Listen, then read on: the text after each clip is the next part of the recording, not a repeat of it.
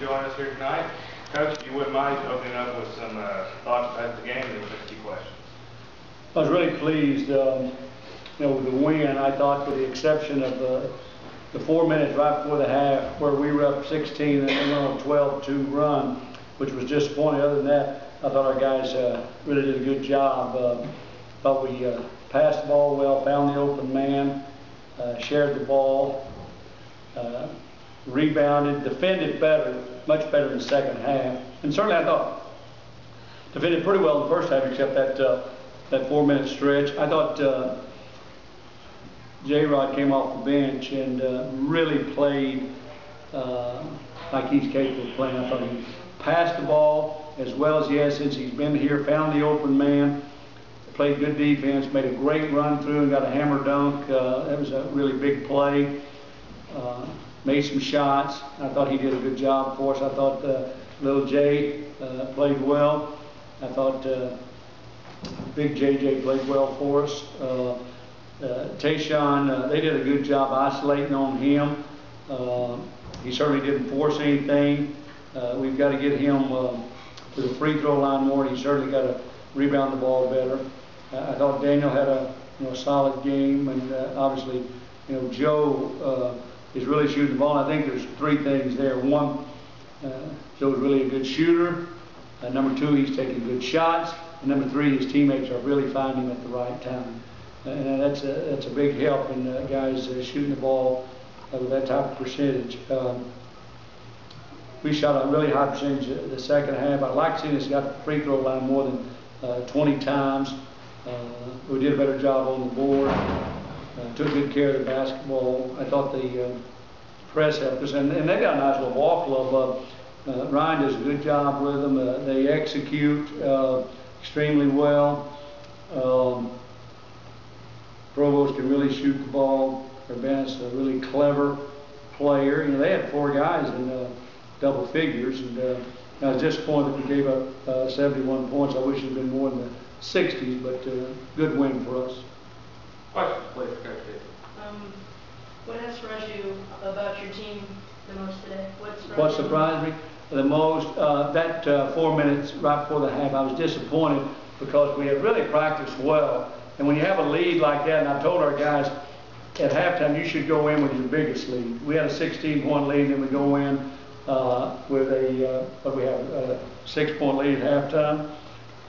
So that was the biggest surprise and disappointment, was we didn't play better that last 4 minutes, which is always a critical period. We built up a nice lead. I thought we were getting control of the game.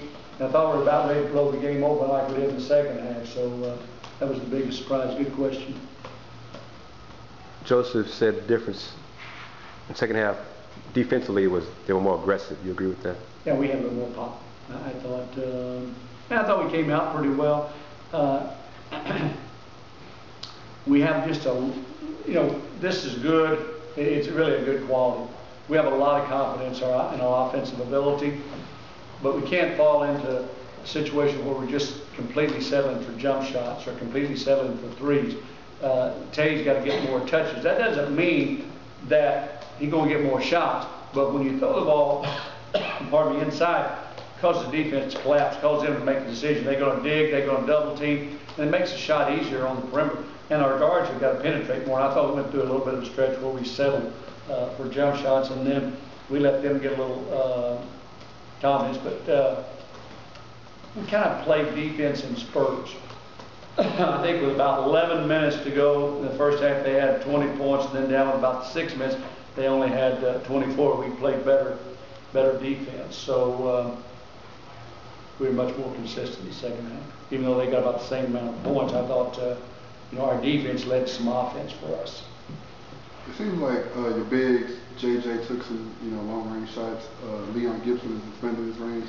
That's something by design, or is that something they've taken? Well, we're going to let those guys. We're going to let those guys shoot some perimeter shots. But as I told them in there, and I said on the post-game radio, they're going to have to sit down and block some.